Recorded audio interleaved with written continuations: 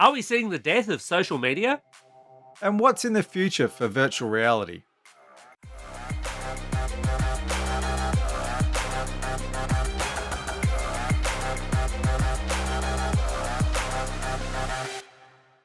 Vertical Hold is proudly brought to you by Aussie Broadband, changing the game with their award-winning network and Australian-based support. Hi there. Welcome back once again to Vertical Hold Behind the Tech News, the tech podcast where we catch up with Australia's leading tech journalists and commentators to dive into the big stories of the week. I'm Alex Kidman, joined as always by Adam Turner. Hey Adam, this week Volkswagen unveiled their latest high-tech vehicle. Except, well, it's not a car, it's not a motorbike. It's a motorised office chair with headlights, a horn, and a 20 kph top speed. Ideal for zipping around the office, no? Nah, forget the office. I'm doing a run to the bottle shop in this thing. Has it got an esky built in? It sounds like Uncle Walter's magical armchair for Ben Folds 5's fans. I've seen the speed bumps around your place, Adam. That is not going to be a good You could run. get some serious your booze air. is not going to survive. You could get some serious air coming down the hill to my house. We're also joined in the virtual Vertical Hold studios by Seamus Byrne from Byteside. Welcome back to the show, Seamus. Yeah, hello. Good to be back. Hope you guys are doing well with all these shenanigans that I'm sure we're about to talk about. Indeed. Well, speaking of shenanigans, Seamus, would you buy an office chair you might have to pass a driving test to sit in? Look, I might just stick with. So I've had an Aeron now for I've had it for 17 years. I just realized I got it as a 30th birthday present. And I'm like, that's actually now it's lasted very well. I'm always offended by the gamer chairs that like to charge lots of money for not actually doing all that much for back support. But, I don't know if I could drive it around. I guess you'd kind of want at least 3, one for everyone in the family so that you can actually do some proper go-karting around the house.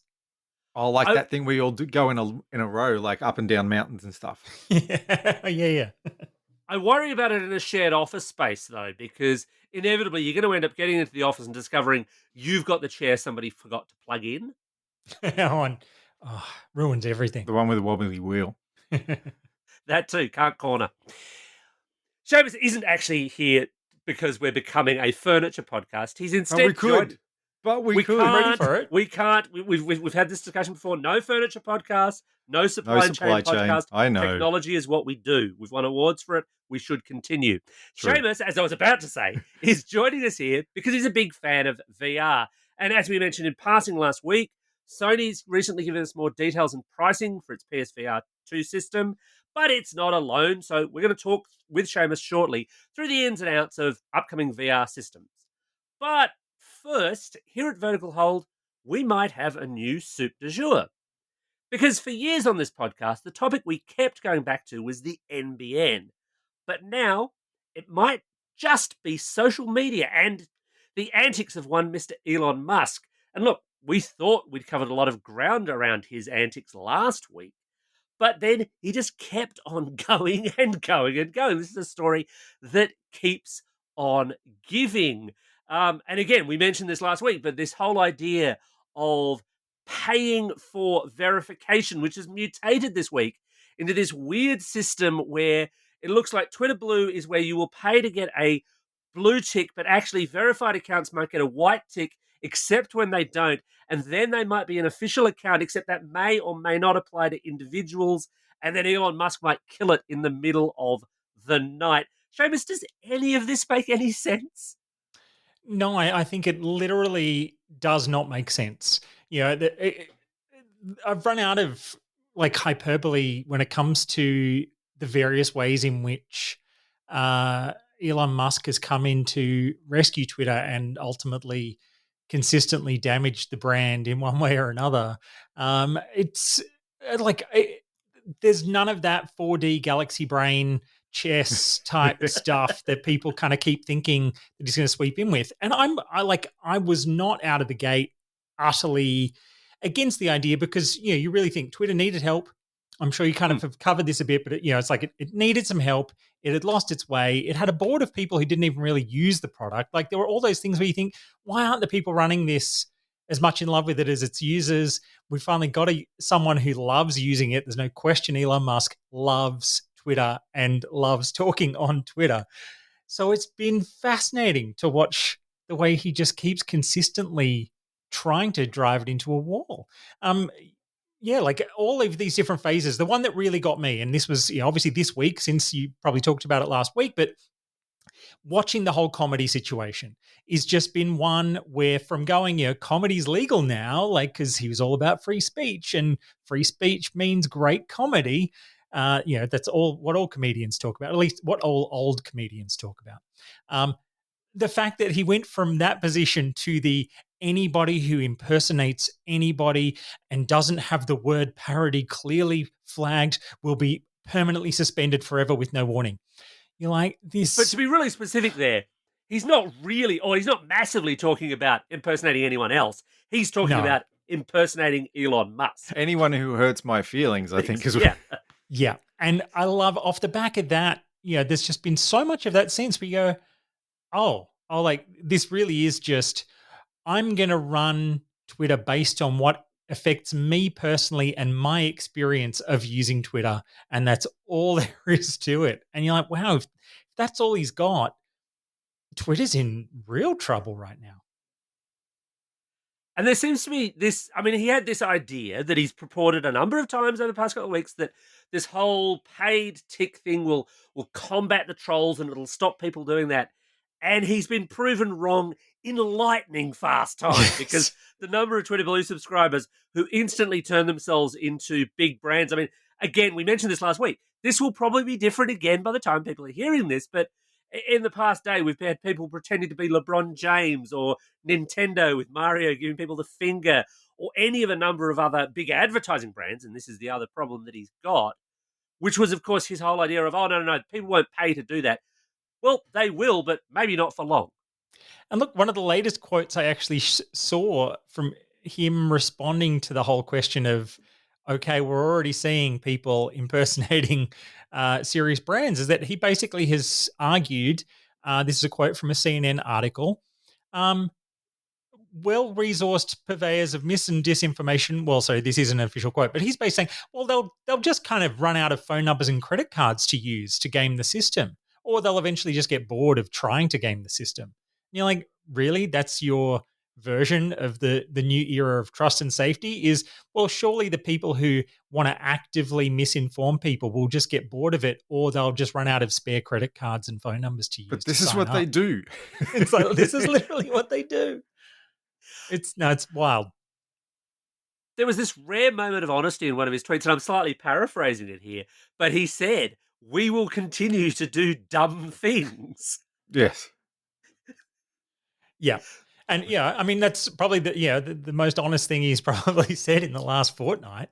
The other crazy one was his whole relationship with the advertisers, where he had meetings with major advertising agencies to try to appease them on what the path forward would be, while at the same time like putting up really trollish tweet polls sort of saying, what should an advertiser really care about? Should they care about freedom of speech or political correctness? And you're like, oh, that's really going to keep the advertisers happy, the way constructive dialogue there. Yeah, clearly kind of dog whistling to your fanboys.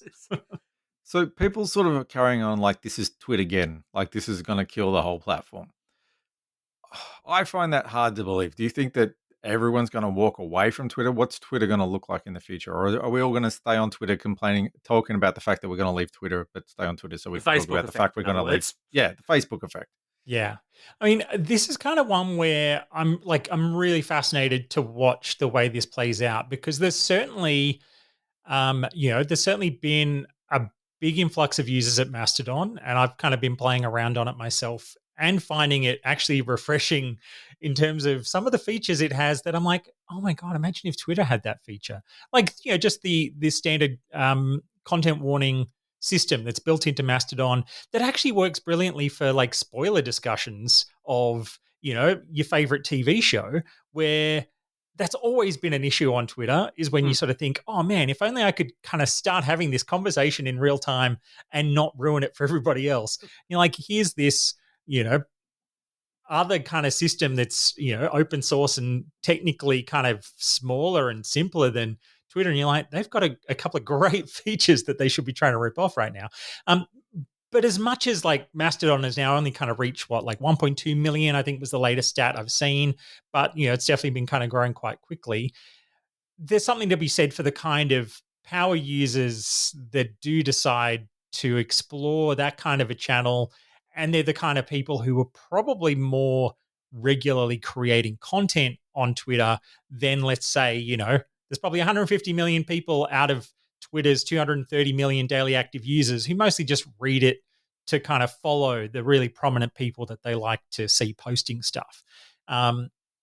So it's kind of interesting to see the way in which that kind of scale shifts in terms of, who is that? Let's even say 1 million people did genuinely decide to leave Twitter and move to something like Mastodon. What kind of users are they? What does that mean for certain kinds of communities? That'll be really interesting to watch. And ultimately, I do think there's probably more of the quiet quitting, as we love to talk about in that kind of wider business sense. I think it's probably, probably a good use of it in the Twitter context where people do just sort of go, you know what? Mark Zuckerberg's never actually actively decided to abuse his advertisers and some of his most loyal fans of his service. So I'll just actually go and live in those group chats that actually I've mostly been chatting to my friends with these days, or will go and see what my family's up to over on Facebook because I would haven't recommend bothered it. checking in lately. The crazy racist uncle. Yeah. Yeah. But I mean, you mentioned people logging onto Twitter to kind of check what prominent people are doing. Twitter is losing those prominent people. The one that really hit me this week was Stephen Fry deleted his Twitter account. I mean, back in the day, we've all been on Twitter a long time. Stephen Fry was the one account that seemingly everybody followed. It didn't really matter your political affiliations or beliefs or whatever. Everyone followed Stephen Fry. He's gone. He's deleted the whole thing. He has jumped over to Mastodon. But his experience, or at least what he's put up for his experience, has kind of mirrored what I've found with the platform, which is that so far it's very quiet, it's very slow. And I've seen it described somewhere else, and I cannot recall who said this, so apologies because I'm nicking your idea, that it's a bit like the Linux version of Twitter. You sort of have to know what you're doing, and you've got to get across this whole idea of different servers talking to each other. But a bit like the way Twitter can be risky in that, it's Elon's playground now, Mastodon can be as well because you're very much up to the whims of what the individual server overlords do with that Mastodon instance in terms of your privacy and security as well. But, kind of, if we think back to the real olden days where, back in the 90s and things where actually ISPs would run, Usenet servers and different things like that where, they were federated type systems where, they would pull in the Usenet traffic from different places around the world that were also running servers, things like that. But it kind of, hit me that we did have, the Telstras and the IINets and people would have that local service that you could log into. And I almost wonder, will we see any one major company kind of go, you know what, we're actually launching a easy to use Mastodon server that anyone who uses, like imagine if there was the Google Mastodon server suddenly, because they clearly have many years ago went, we can't make social media work. Oh, come on, but Google we do Wave. want all your data, so they this would be a could good sure mesh. undermine, other social media platforms. Google Wave was destined for greatness. Come on. I loved Google Wave. Yeah, me too. But so all it would kind of take in some respects is, a trusted big company to say, actually, we want to support this open source alternative to other kinds of social media platforms. Here's an easy way to sign up. And suddenly you kind of remove a lot of those roadblocks, and none of that detracts from all of those volunteer driven. In fact, it probably helps them out as bigger, like we've seen that more users have arrived. Those servers have needed to spend more money to keep things moving because suddenly they've gone from 5,000 to 40,000 users on some servers, and they've gone on. This is really quite actually expensive. Please, can people pitch in to help out? It would really be fascinating because again, it's additive. Like that's kind of what that ecosystem is designed to be. is that everybody can just do their own thing and it either crosstalks or it doesn't, and it's no big deal. Like I joined the Oz.social because again, it was like, okay, it's mostly Australians. That makes sense. Did a quick bit of background reading, went, yep, they don't seem like crazy people running this thing. And then, but then I've started to notice, like today I noticed a dice.camp, and I'm like, that one's just full of like role-playing nerds. Maybe that's actually where I want my account to live, because then I can see the local feed of just all the other role-playing nerds talking about those kinds of things, which is... That's what your alt account is for, Seamus. I am currently now thinking maybe I open a second account. I'm not this sure. This is where I'm a bit confused, because I haven't got around to looking at it yet, because every time I think about it, I read people saying about all these things I need to figure out before I sign up and say, I don't have time for that, I'll do it later. And It sounds to me like it's a lot of different instances and I need to choose which one I live in, but then do I only get to talk to those people? Like Twitter, I'm part of Twitter and I can see and interact with everyone on Twitter. This sounds like a million little Twitters and no cross-pollination, so I've got to figure out which one of the mini Twitters I want to be in. Is that... yes and no, Adam? Yeah. Yes and no. And this is where it does get awkward for the everyday user. It's true. Yeah. So, for example, I'm on Mastodon Social purely because, and I registered this, I want to say about 6 months ago. Literally, it was kind of Mastodon, right? Okay, I better have a look at that. Ignored it for a while, kind of vaguely reinvigorated it this week for the obvious reasons. But I could find Seamus on Oz Social relatively easily with a search, or I should be able to, as long as the servers are talking to each other. And you can cross-message and you can see feeds, but you can also then have a kind of hyper-localized feed. So, as Shay was saying, he could look at what's on Oz Social and he would get that Oz tech scene largely at the moment. That could obviously change. But you could join, presumably, a Melbourne.mastodon if someone wanted to build that and have a local Melbourne feed at a click of a button, or a much broader feed of the people you follow in a Twitter style. Wrapping your head around that takes a bit of work. But yeah, it really does in so many ways. What is exciting me about playing around with it is that it does feel like, 2005 all over again, where it is going, this is like a place to discover things. And there's that element to the way we do just kind of get rusted into a routine where, like I've built a big list of who I follow on Twitter. It's comfortable, but also you kind of slowly, I don't know, I feel like, now that I'm playing around with something else, I'm like, I stopped looking for new, interesting, different people to follow. I have like fixed ways that I think about what I post these days, which is very different to how I even posted on Twitter 15 years ago. But actually, I'm posting more like those old days on Mastodon in the process of just trying to enjoy chatting with people randomly. I found myself signing off some chat I had with someone with like, nice to meet you. And I'm like, I remember saying that once upon a time on Twitter. And now I'm saying those kinds of things again, where it's that pleasant discovery phase. And it's through that little bit of effort. And this is the classic issue of tech, of course. We've gotten so comfortable with how easy life has become with, smartphones and social media systems we have now gotten comfortable with over more than a decade of usage. Here's a tool that works a little bit differently. And I totally agree. There's a learning curve. There's most people will go, I can't be bothered these days. But there's a lot to be said for spending that little bit of time, learning that there are, like, in any given Mastodon app, you start to work out there are three feeds. There's your home feed, which is everybody you've chosen to follow wherever they are from. There is your local feed, and then there's a federated feed. And that is a feed, and I looked this up because I was like, is that just every post anywhere across all of Mastodon? And it's almost that, but it's more like the layer out from your feed, in that it's pulling in every post from another server that somebody on your server follows. So, it's almost that idea of going, if no one on your, I should say instance, not server, that's the technical term, but if no one on your instance follows anybody from some other instance out there, those will never arrive at your server, because there's kind of that, it's almost like that email idea. Well, no one's ever sending anything here, so we don't even know it exists right now. But as soon as there's that linkage, then those feeds can start to flow through. And it It is. It sounds complicated to explain it, but the fact that, again, hashtags are used really liberally because that is the most efficient way to find other conversations about things you care about. And that's then how you start to spot other people you might find interesting to follow. And so those kinds of things are just, the way in which that it is adapted to the use of different tagging systems, different ways of finding people to follow.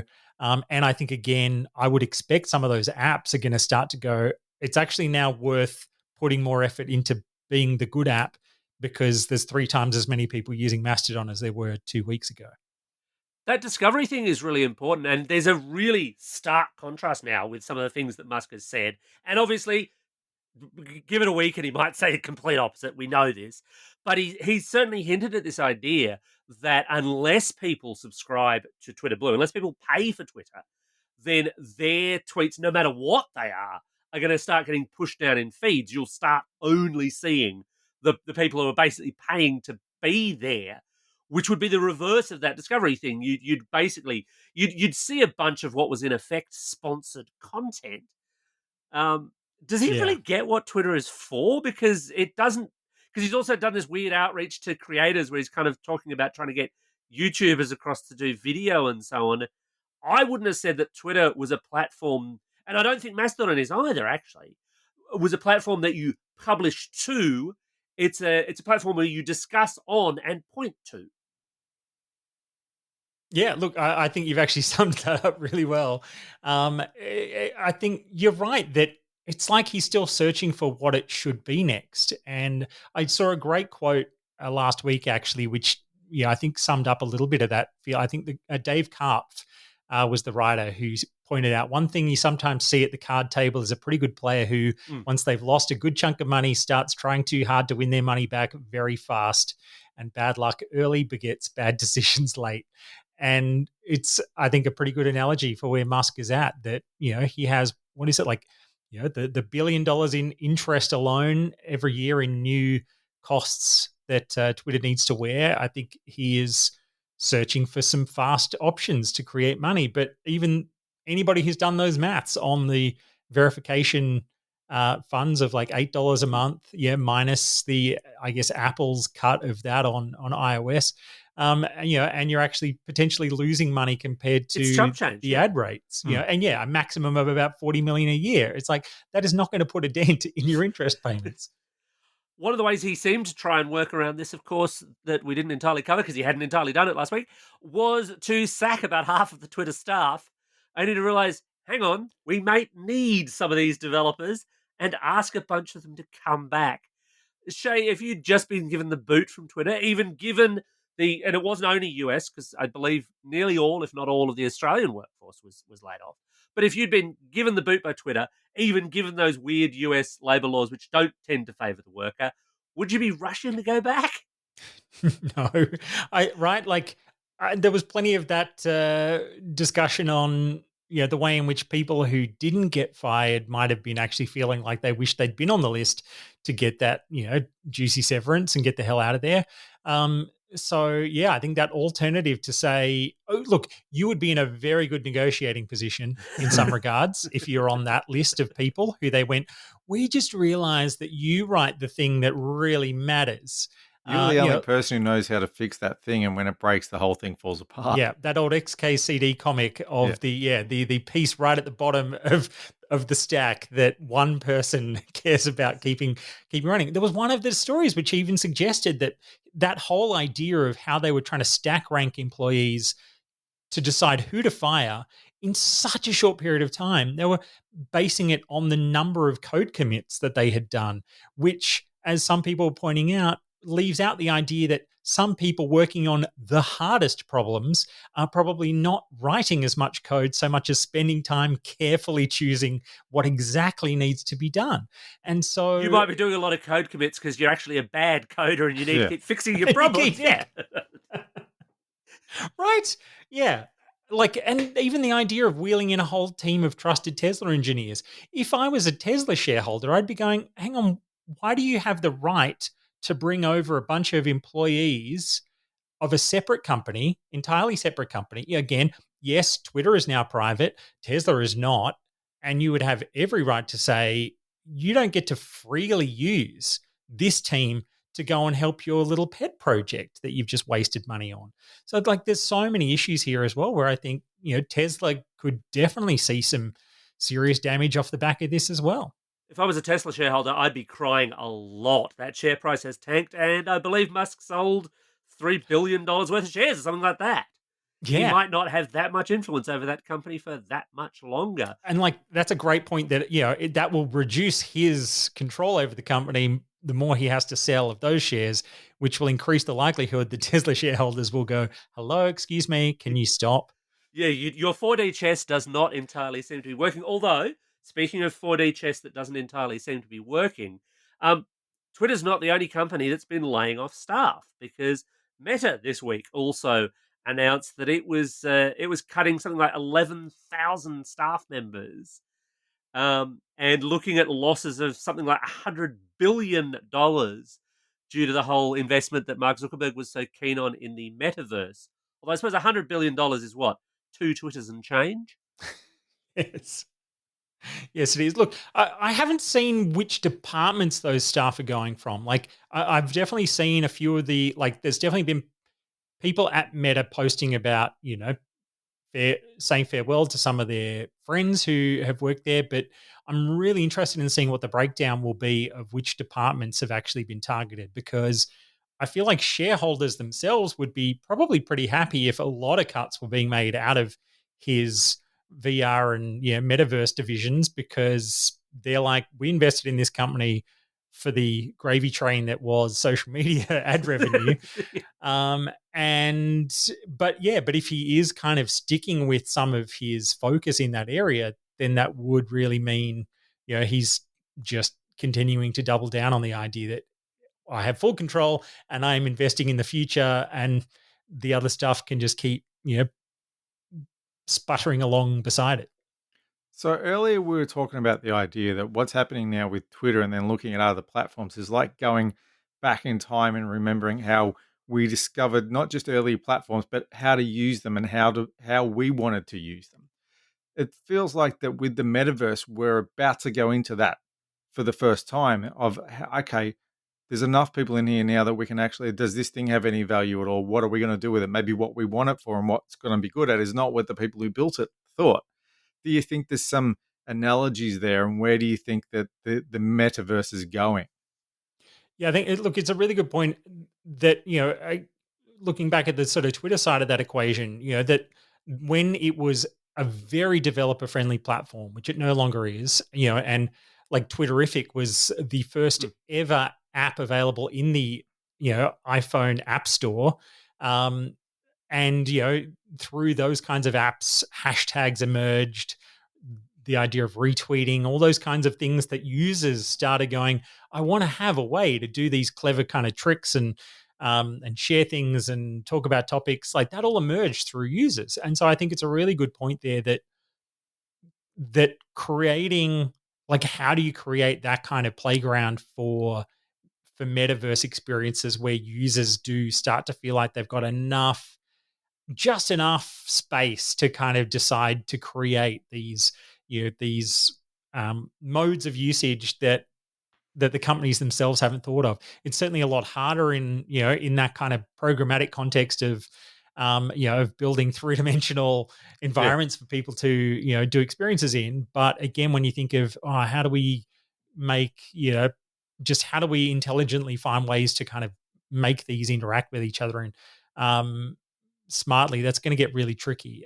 But look, I think there's also such a big issue with metaverse concepts where you can explain it a million times, but until someone has had that chance to spend a half an hour using this kind of tech, then they will pretty much consistently still decide to go, I like it really isn't that important to me, or I don't see the point or benefit. Whereas, I remember doing a demo of using, it was HTC's version of that kind of meeting space tech, like Horizon for Meta's Oculus Horizon. Yeah, they're like meeting room technology. It's just hard to keep up with all their stupid names.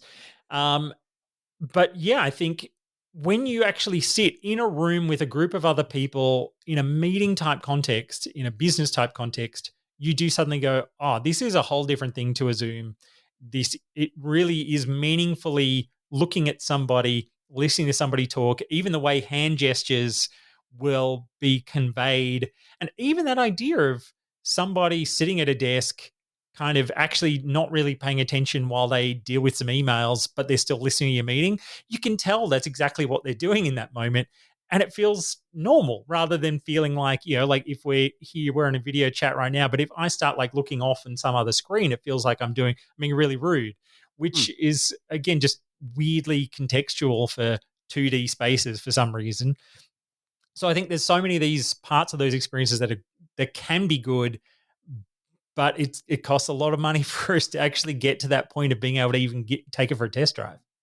Well, I mean, you raise a good point, and this is very much in podcast production land. But the reason we do this podcast as a video chat is not because, as the listeners would be aware, we put it out as a video. It's simply that we worked out, hey, that body language, that actually seeing people and being able to interject and raise a hand and see when people are getting animated and angry definitely adds something to the experience. But this does segue rather neatly into something that I know you're very passionate about, which is that whole VR space. And I mean, within that space, what Meta's just launched the Quest Pro, their theoretically professional meeting, worky grade headset. But this is one of those markets that seemingly everyone's been trying to crack forever.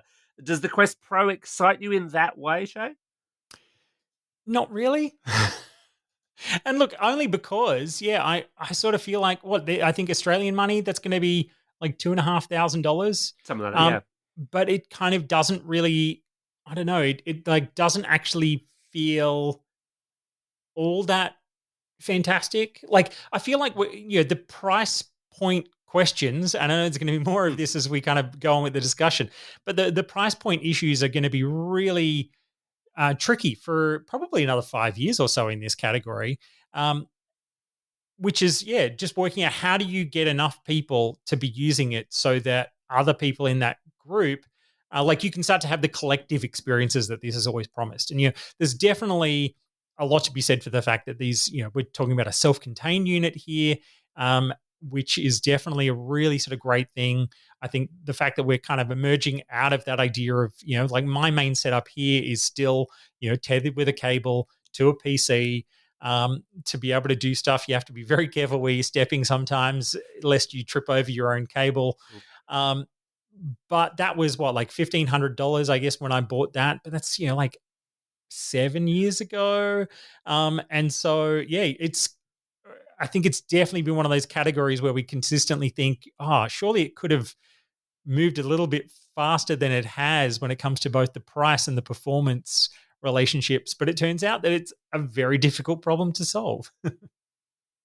So people are talking like the metaverse is already written off, which seems a bit odd to me when I think it's barely got off the ground and we don't even quite understand what it is. So is Meta the company? Were they too soon at the metaverse, too late, on the wrong path, or are we just writing them off too quickly because we like to write things off? Yeah, I think it is still early days. I guess this is the third too early phase for VR, right? There was the 90s version, there was the 2000s version, there was the 2010s version. And I guess that's it. That's the one that's still bubbling along. And I guess companies have tried to be kind of bullish about it at different times to try to get that, that critical mass of users ready to go. But I think you're right that it's not that there's no value to it. I think it's just that we haven't built the right tech yet to really make it take off in a truly effective way. And that may well still be another 5 years. I loved the demo session that they did, I guess it was earlier this year, where they really looked at, like this was Meta and Mark Zuckerberg, and they were really looking at the kind of 10-year roadmap for how this tech evolves, the different research projects. The different headsets with showing off the different types of technology. Yeah, that was really good. Yeah, because I think it did speak to the idea that actually this is a really tricky problem to solve. Things like, how do you make the lensing on the front thin. It actually means we need to move to like laser lighting technology that kind of refracts within a really thin system rather than the current system, which needs a lot of bulk on the front. Then how do you get up to high refresh rates? Well, you need new cooling systems that can manage, like the power that is required to do high resolution, high refresh images. Like they kind of looked at, and that they've got all these separate research projects to solve each of those problems separately, knowing that it's going to be a slow road to converging each of those solutions onto the perfect headset. And that's probably going to be in the 2030s somewhere, so there's a long way to go for that. But right now, in some ways, it feels like actually they should probably be focusing on their cheaper headsets, because then at least more people can get it and start having those meeting room types of things. Like if a company was able to say, this headset, it costs $300, and all it's really good at is doing really good immersive meetings. Then we're not worrying about games anymore for now. Let's just do good immersive meetings. Then suddenly if a company sort of said, okay, we're going to buy 100 of these and we're going to send them to every person who's a remote worker, and on Monday mornings we have that meeting and everybody's in this immersive space, then that starts to actually teach people, there's some actual real value and nuance to the way that you can communicate in these spaces. But we need almost like that mass adoption, even if it is just like the Microsoft Office of VR for a while. That does start to show people that it's possible and that it's actually starting to get comfortable to use. See, I can see the argument in a business sense to say, right, let's throw these headsets onto people because it's cheaper than airfares, it's cheaper than hotel rooms, and all of these other associated expenses. That could pay for itself in the same way that you see, big mining companies spending millions of dollars on electric trucks and things because not because they care so much about the environment, more because they care about the bottom line. But the other side of this is that consumer side, and we've seen recently, for example, PlayStation has announced the pricing for PSVR 2, and people went nuts. We went nuts on the show last week very briefly on this because it's more expensive than a PlayStation 5.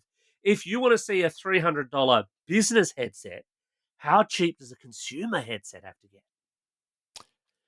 Yeah, man, that's definitely going to be a big one because, right, it's hard for PlayStation as well right now in that, it's not like the install base of PlayStation 5 is so large right now that they're announcing this at a point where it feels like an accessory price, right? Like there's still people, like I'm one of them, I don't have a PS5 yet. And they're now starting to become pretty readily available in stores. But I'm getting to that point of going, do I now wait for like the slimmed down version, which surely can't be that far off compared to the first 2 years of its life cycle? But yeah, so I'm not looking at $849 on its own. I'm looking at I would need to buy the PlayStation. The steep side of $2,000, basically. Yeah. And it just starts to get really tricky. And look, they've got an amazing list of games that look like they're going to come out. Lots of different, horror experiences and things, which I think horror can be spectacular in a VR environment. But again, I think there's so many aspects to that where I'm sure we're at the stage where people are questioning how often they would really use it.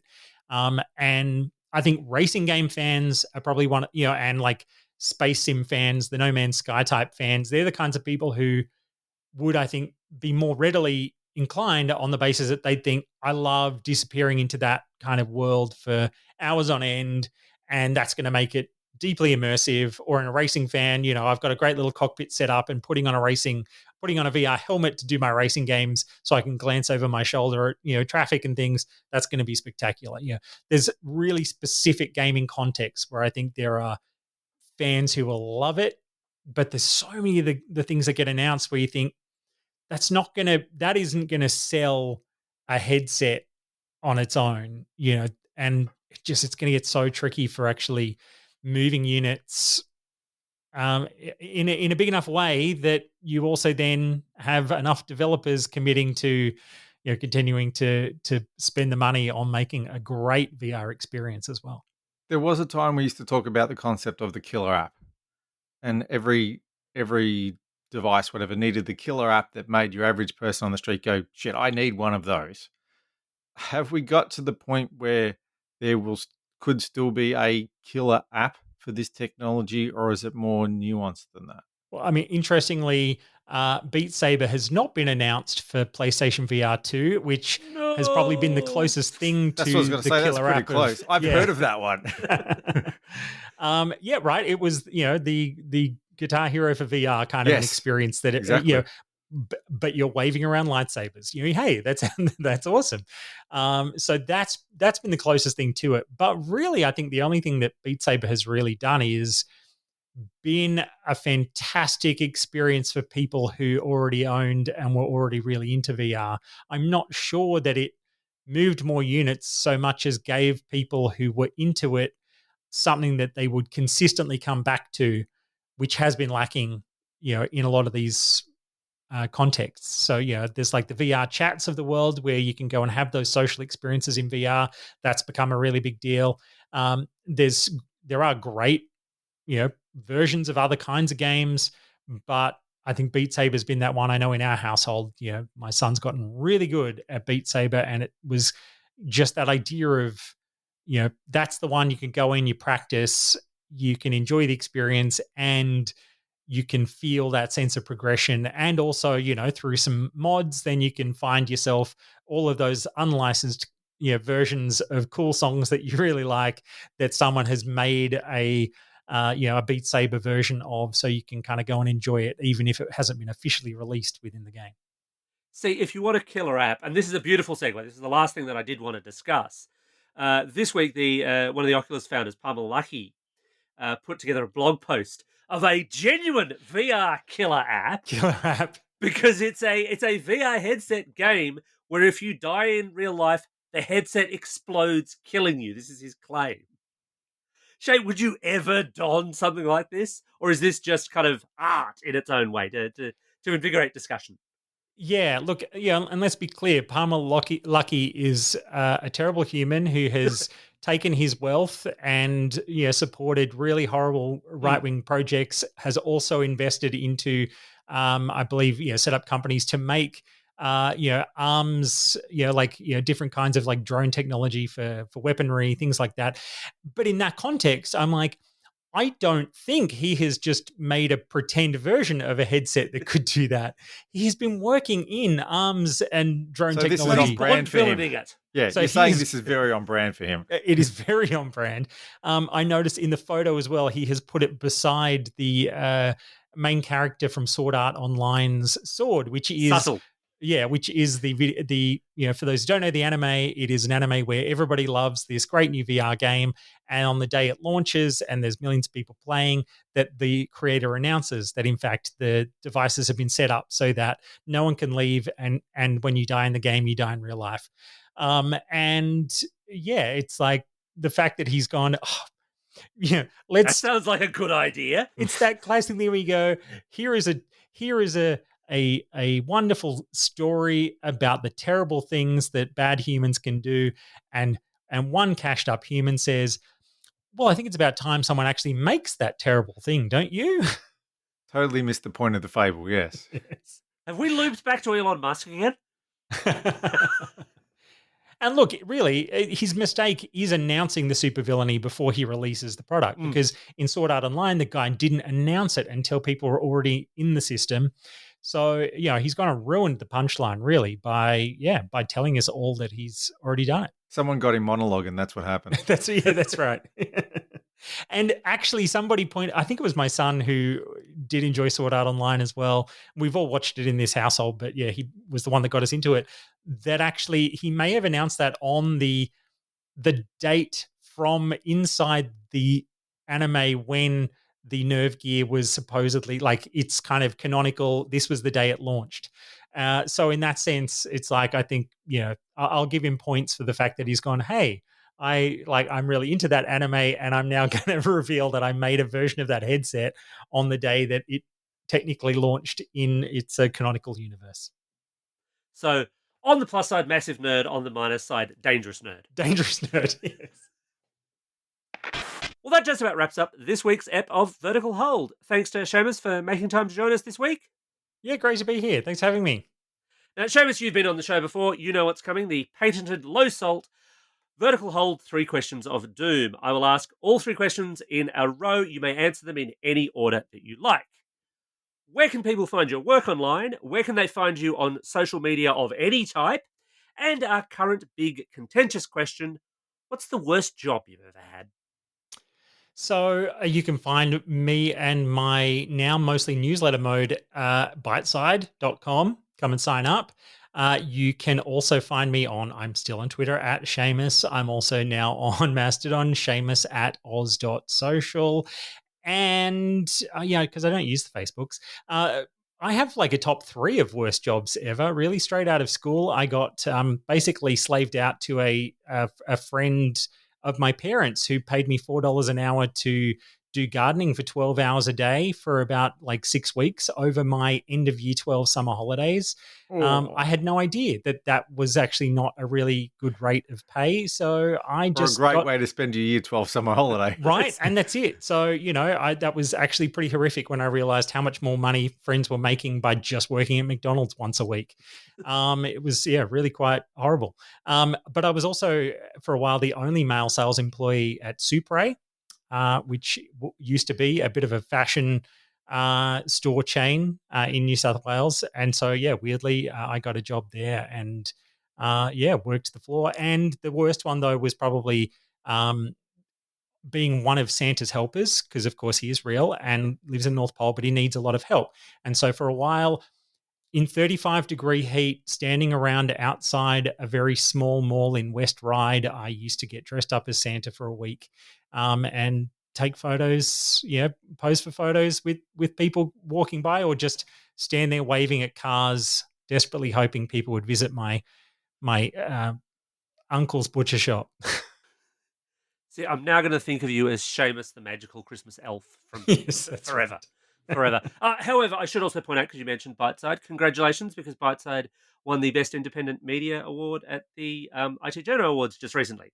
Thank you very much. There was another great outlet that won that the year before. So, I'm in great company. We were going for back-to-back, so we didn't have to share the trophy, damn it. Well, look, I saved you the trouble of needing to break a bronze statue in 2. True. This is true. The arm wrestling wouldn't have been pretty. And speaking of not being pretty, if you want to find us online on social media, you can still catch us online at Vertical Hold AU on Twitter. I will get Adam onto Mastodon at some point, I'm sure. You can find us at the Vertical Hold Facebook page, and you can find us on the web at verticalhold.com.au. Well, until then, and we show up in some other kind of metaverse, thanks for dropping by in this universe. Thanks for helping us spread the good word. Thanks for your great reviews, and thanks for helping us be bigger and better in 2022.